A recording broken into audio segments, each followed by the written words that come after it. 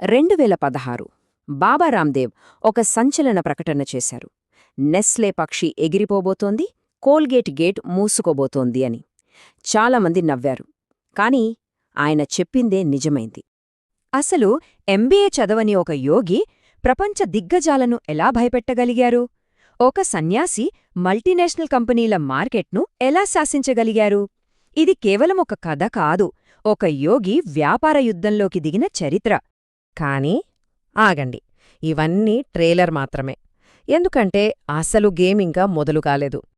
ఒక విషయం గుర్తుంచుకోండి, ఏ యుద్ధమైనా మొదలవకముందే విజయం నిర్ణయించబడుతుంది. పతంజలి విషయంలో ఆ విజయానికి పునాది ఏంటో తెలుసా? విశ్వాసం.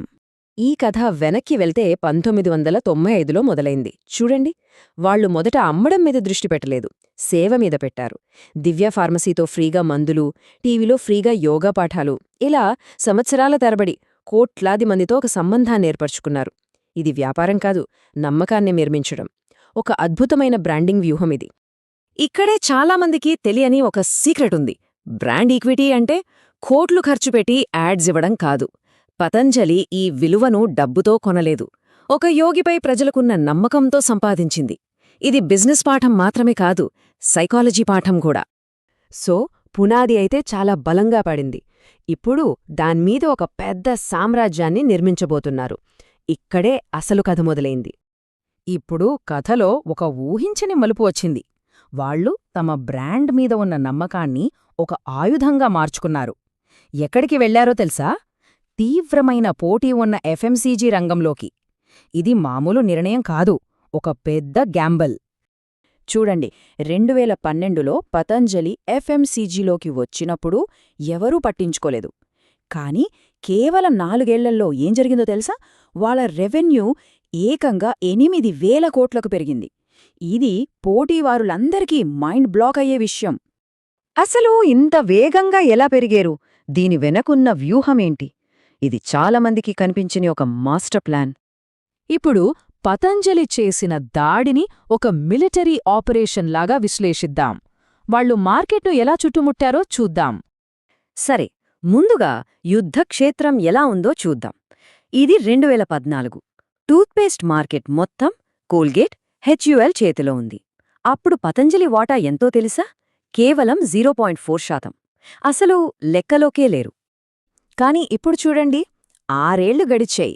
పతంజలి దంత్క్రాంతి మార్కెట్ డైనమిక్స్ని మార్చేసింది. కోల్గేట్, హెచ్యుఎల్ వాటాను నేరుగా దెబ్బతీసింది. ఎలా? స్వదేశీ, ఆయుర్వేదిక్ అనే 2 పదాలతో. వాళ్ల మార్కెట్ షేర్ చూడండి, 9.4% పెరిగింది. ఇది ఒక విప్లవం. అయితే వాళ్ల ఆయుధాల్లో ఒక బ్రహ్మాస్త్రముంది. అదే దేశీ నెయ్యి.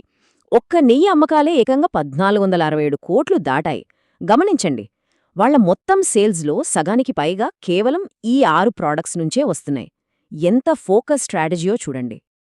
మొత్తం మీద వాళ్ల సక్సెస్ వెనుక 3 కీలకమైన స్తంభాలున్నాయి. ఒకటి, స్వదేశీ ఫీలింగ్. మన దేశ శాంప్రమనే భావోద్వేగాన్ని బలంగా వాడుకున్నారు. 2, ప్రైజ్ వార్. పోటీదారుల కన్నా 15-30% తక్కువ ధర.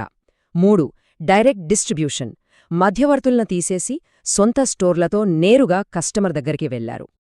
అంత అద్భుతంగా సాగిపోతున్నప్పుడు ఒక పెద్ద తుఫాను రాబోతోంది. ఆ సవాలుని ఎదుర్కోవడమే అసలైన విజయమంటే నేర్పింది. ఇక్కడే నిజమైన పరీక్ష మొదలైంది. ఇప్పుడు మనం ఆ సవాళ్ల గురించి మాట్లాడుకుందాం. ఎందుకంటే ప్రతి వ్యాపారవేత్త తెలుసుకోవలసిన ముఖ్యమైన పాఠమిది.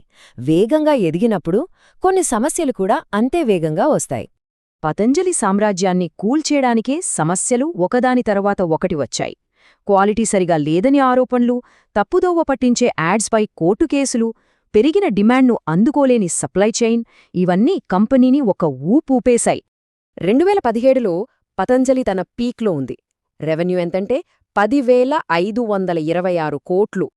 కాని ఆ సంక్షోభాల దెబ్బకి 2 ఏళ్లలోనే రెవెన్యూ 8,330 కోట్లకు పడిపోయింది. ఈ పతనం వాళ్ల ఎదుగుదలకి ఎంత పెద్ద దెబ్బో చూపిస్తోంది. ఇక్కడ ఒక విషయం గుర్తుంచుకోవాలి, నిజమైన వ్యూహకర్త యుద్ధాలు గెలవడం మాత్రమే కాదు, సంక్షోభాన్ని అవకాశంగా ఎలా మార్చుకోవాలో కూడా తెలుసుకుంటాడు. పడిపోవడం కాదు, పడి లేవడమే ముఖ్యం. సరే, ఆ పతనం నుంచి వాళ్ళు ఎలా బయటపడ్డారు? వాళ్ళు వేసిన ఒకే ఒక్క మాస్టర్ స్ట్రోక్ ఏంటి? ఇది కేవలం బిజినెస్ లెసన్ కాదు, ఇదొక మైండ్సెట్ షిఫ్ట్ పాఠం. ఇక చివరగా పతంజలి సామ్రాజ్యాన్ని మళ్లీ నిలబెట్టిన ఆ మాస్టర్ స్ట్రోక్ ఏంటి? దానినుంచి వ్యాపారవేత్తలు నేర్చుకోవాల్సిన పాఠాలేంతో చూద్దాం. వాళ్ల ముందున్న అన్ని సమస్యలకి వాళ్లు కనుగొన్న ఒకే ఒక సమాధానం రుచి సోయాను కొనుగోలు చేయడం.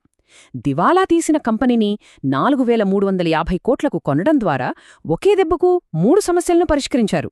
వాళ్లకు న్యూట్రిల్లా లాంటి బ్రాండ్స్ వచ్చాయి, దేశవ్యాప్త డిస్ట్రిబ్యూషన్ నెట్వర్క్ దొరికింది, ఇంకా స్థిరమైన రాబడి కూడా వచ్చింది.